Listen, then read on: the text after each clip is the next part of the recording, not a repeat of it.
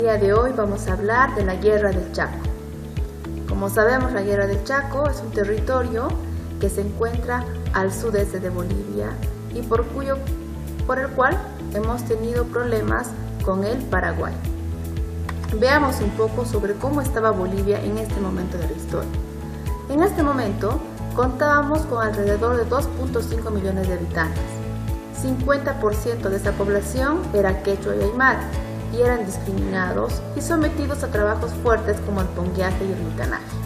Existían también los grandes latifundios, es decir, que una persona era dueña de grandes extensiones de tierra donde trabajaban los campesinos bajo el sistema del pongueaje. 2/3 partes de la población se dedicaban a la agricultura. Sin embargo, a pesar de ello, Bolivia era un importador neto de alimentos, es decir, que Bolivia no se alimentaba a sí misma.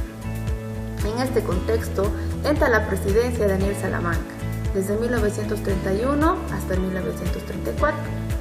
Salamanca tiene en la cabeza conducir a Bolivia a la redención, es decir, pisar fuerte en el Chaco, como lo había dicho anteriormente Jaime Mendoza. Tiene esta ilusión y tiene esta intención debido a la pérdida que habíamos tenido años atrás en la Guerra del Pacífico. Entonces, para Salamanca la guerra es un imperativo nacional. Consigue el apoyo de los partidos tradicionales, es denominado el hombre símbolo. Sin embargo, también se gana la oposición de comunistas, ciertos sectores de los trabajadores y también de los liberales. Durante su gestión se suspende el pago de la deuda externa. Tenemos además que los mineros exportadores deben entregar el 75% de las divisas al Banco Central. Durante su gestión también tenemos la aprobación del divorcio absoluto, porque hasta ese momento no podían divorciarse legalmente, solo podían separarse.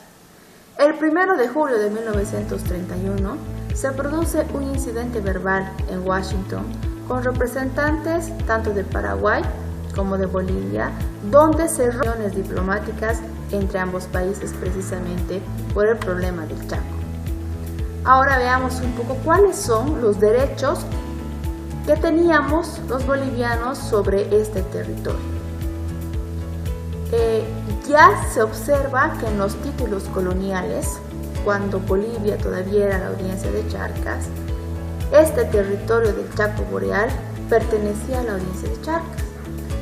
La soberanía de Bolivia era reconocida entonces en la cartografía internacional. Este territorio, en forma de triángulo, está delimitado al norte por el río Parapetí, donde están las provincias, donde está la provincia de Camiri dentro de lo que es Santa Cruz. Después encontramos también al oeste el río Pilcomayo, al este está el río Paraguay y al sur está precisamente tocando a la capital de Paraguay, que es Asunción.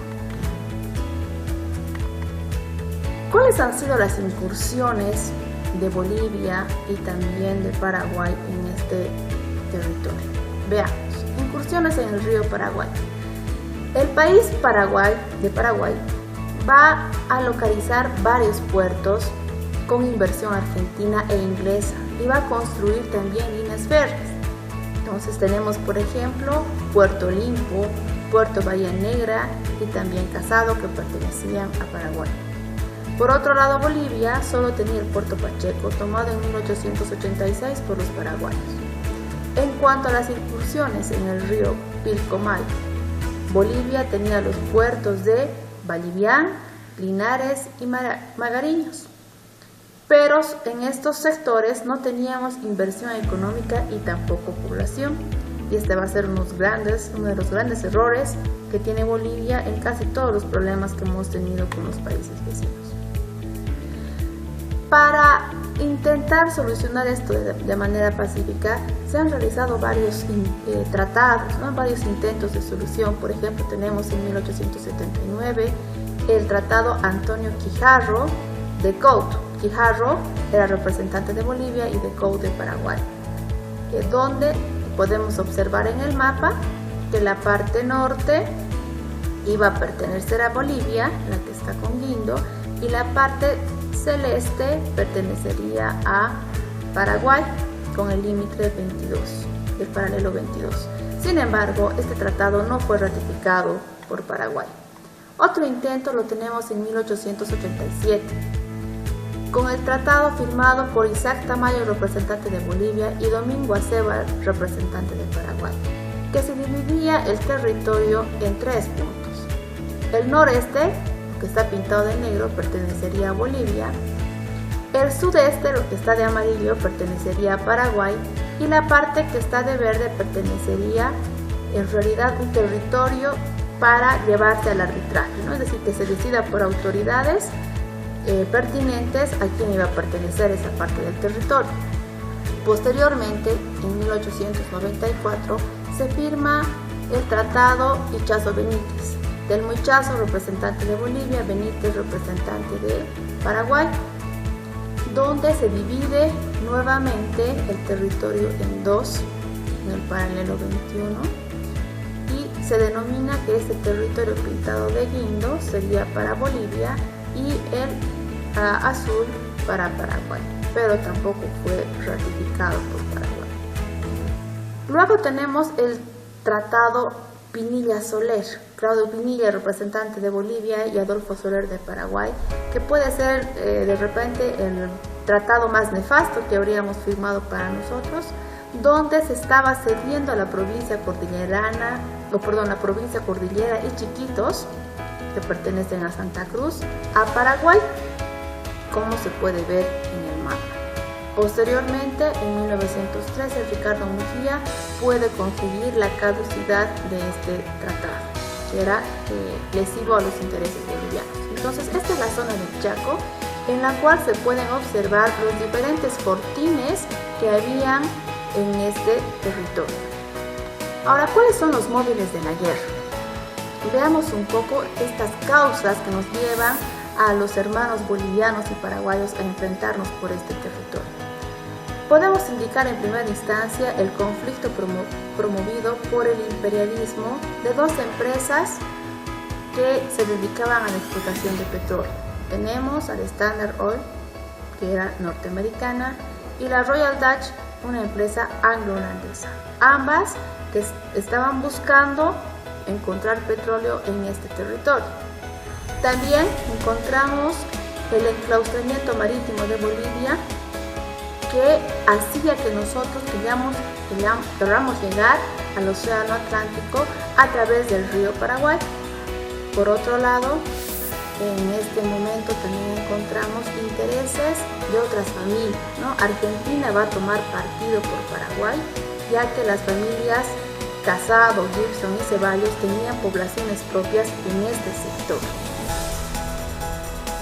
También debemos señalar como causas de la guerra el hecho de que Bolivia nunca había delimitado exactamente ese territorio, no tenía poblaciones para demarcar fuertemente ese territorio.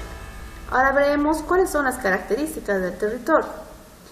El territorio en realidad abarca alrededor de 190.000 kilómetros cuadrados, tiene las características de tener bosques subtropicales, extensiones planas, una vegetación herbácea y espinosa, como podemos ver acá en la fotografía, escasez de agua casi todo el tiempo, casi todo el año, también tiene muchísima arena, sol muy fuerte, temperaturas sumamente altas y lluvias escasas, pero cuando llueve tan fuerte que puede inundar el terreno y hacerlo fangoso, como se ve en la fotografía de abajo.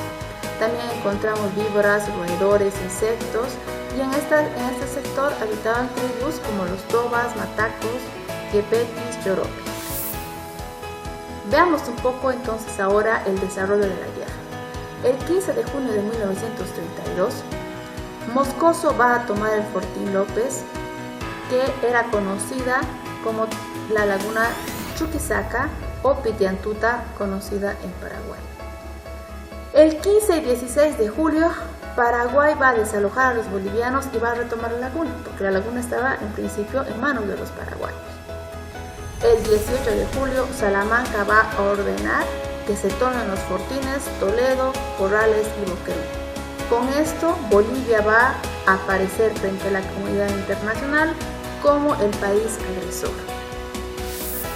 ¿Cuáles son las fases del conflicto? En realidad podríamos verlo en 4 fases. La primera fase, que va de junio a diciembre de 1932, donde Bolivia está en la ofensiva. La segunda fase, que va de diciembre de 1932 a diciembre de 1903, también con Bolivia a la ofensiva al mando del general Juntos. La tercera fase, de diciembre de 1933 a enero de 1934, Paraguay está en la ofensiva. Y en la cuarta fase podemos encontrar de febrero a julio de 1935 la defensa de Villamontes y finalmente el Tratado de Tregua. Examinaremos un poco cuáles eran las características de los paraguayos y de los bolivianos. Paraguay durante toda la guerra va a tener un solo presidente, que es Eusebio Ayala, y asimismo va a tener un solo jefe militar, que se llama José Félix Estigarribia. Por otro lado, los soldados que conforman el ejército paraguayo tienen una población homogénea, es decir, hablan el mismo idioma, tienen características parecidas, se los llaman patapiras porque muchos de ellos caminaban sin zapatos durante la guerra, y además Paraguay va a estar cerca de sus poblados, ¿no? O sea, en el territorio donde se ha llevado la guerra en esta primera y segunda fase, Paraguay tiene ventajas porque está cerca de poblados donde pueden ellos abastecerse de alimentación. Ahora, ¿qué pasa con Bolivia? Bolivia durante la guerra va a tener 2 presidentes. Primero Daniel Salamanca, que es con quien comienza, pero después vamos a terminar la guerra con José Luis Tejada Solzano. Jefes militares en realidad vamos a tener 4 y cambios prácticamente 5. Tenemos a Filiberto Osorio, a José Lelanza, Hans Kuhn, Enrique Peñaranda y luego nuevamente va a retomar Hans Kuhn. Si hablamos de los soldados, encontramos que los soldados en realidad en Bolivia tienen una población heterogénea. Es decir, que tenemos una mezcla de culturas y de idiomas. Tenemos, por ejemplo, soldados de la cultura quechua, aymara, guaraní y también las personas de la ciudad. Entonces, muchas veces en el campo de batalla no se podían entender porque no hablaban el mismo idioma, no se entendían. Además que los soldados que vienen del occidente, del alto, aymaras y quechuas, no podían adaptarse al clima caluroso que hacía en el Chaco. Entonces teníamos los bolivianos no solamente como enemigos a los paraguayos, sino también estas diferencias dentro del mismo ejército, al mismo clima, y además que el territorio donde se va a pelear estaba muy lejos de los centros poblados y era muy difícil conseguir alimentación y bebida. Ahora vamos a ver un hecho trascendental que ha sucedido durante la guerra, como es la batalla de Boquerón o la defensa de Boquerón. En ese momento la ofensiva paraguaya va a incursionar en lo que es el Fortín Boquerón, que estaba en manos de los bolivianos. El 9 de septiembre de 1932 va a querer retomar los fortines. Entonces Paraguay va a estar en esta batalla, o va a contar más bien entre 9.000 a 11.500 efectivos. Por otro lado, la defensiva boliviana cuenta con tan solo 448 soldados, 350 fusiles, 40 ametralladoras y 3 cañones, más 2 antiaéreos. Quienes están a la cabeza de esta defensa están Marzana y sus hombres. Y también va a incursionar acá para poder ayudar a este ejército Víctor Gustadis, quien va a ser uno de los héroes en esta batalla. ¿Por qué es tan importante? Tanto los paraguayos como los bolivianos veían a Boquerón como el fortín que les podía dar el triunfo en la guerra. Por eso los bolivianos tenían las órdenes de no rendirse, de resistir para poder hacer frente a los paraguayos. Y los bolivianos resisten por casi 20 días sin comida ni agua, porque estaban prácticamente encerrados por el ejército paraguayo no podían ingresar alimentos. Si bien es cierto que el ejército boliviano vía aérea mandaba alimentos, lamentablemente muchas veces llegaban estos alimentos destrozados o llegaban al lado contrario, y por eso los soldados bolivianos estaban muriendo prácticamente de hambre y también de sed, a tal extremo que llegaron a beber de su propio orina. Frente a esta situación, el capitán Marzana, el 19 de septiembre, decide levantar la bandera blanca para firmar una capitulación honrosa. Cuando los soldados paraguayos ven a los soldados bolivianos, esperaban encontrar un ejército de por lo menos 1500 hombres, y ven que solamente estaban ahí unos 400 hombres, prácticamente escuálidos, muertos de hambre, y reconocen el gran heroísmo de estos soldados en esta batalla. ¿Qué va a pasar después de esta batalla? El general, o más bien el presidente Daniel Salamanca, va a darle nuevamente el mando a Punt, y Punt va a retomar el ejército en sus manos. En primera instancia va a recuperar varios puestos que se habían perdido, como Platanillos y Loja. En 1933, Aliguatá y Campo Jordán, y luego va a seguir avanzando hasta ser retenido dramáticamente en Managua entre el 4 y el 8 de julio de 1933, donde varios soldados bolivianos van a morir de manera muy sangrienta. Por otro lado, Estigarribia, que era el comandante paraguayo, va a contraatacar entre agosto y diciembre de 1933, produciendo la caída de los bolivianos en Campo Grande, Aliguatá y también Campo Villa. Frente a esto, Punt va a tener que dejar el mando. Era el deseo de Salamanca nombrar a Lanza, pero prácticamente obligan a Punt a que deje el mando al general Peñaranda. Entre marzo y abril, Bolivia va a lograr éxitos, pero solamente parciales. Luego Estigarribia logró derrotar a los bolivianos en Cañada y Tarija, presionando y tomando 2 divisiones de bolivianos, que era sumamente importante para el ejército boliviano. Y entre esto se va a producir el famoso Corralito de Villamontes. ¿Qué es lo que estaba pasando? Existían pésimas relaciones entre el presidente Daniel Salamanca y el alto mando del ejército. Y justamente en este momento, en plena guerra, se van a tener que llamar elecciones.